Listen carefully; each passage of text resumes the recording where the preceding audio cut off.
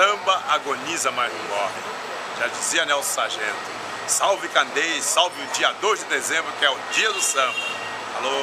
Vamos cantando esta melodia de um Brasil feliz.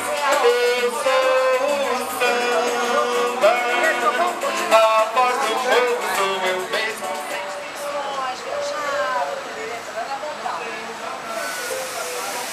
Sou Jorge Coutinho, sou carioca da Gema e assisto Gente Carioca. Não, você era ligado na escola de samba? Não, eu sou Mangueira, né? Eu sou Mangueira, minha escola é Mangueira, mas o Candeia, que foi ele é uma grande liderança que está aí, né? As letras dele, o dele. Candeia me convidou para fundar o Quilombo junto com ele. Aí eu falei, Candeia, eu não sou sambista. Ele falou que sambista é um estado de espírito. Candeia, eu falei, não, mas você é um cara polêmico. Então eu fui vice-presidente do Candeia há muito tempo, lá em Acari, que era uma coisa que fantástica, né? Porque a minha acho que a escola de samba é uma arte que esqueceu suas raízes. E é verdade, o samba que esqueceu suas raízes. Então dá essa coisa meia louca que o povo está de fora, uma coisa que ele criou, né?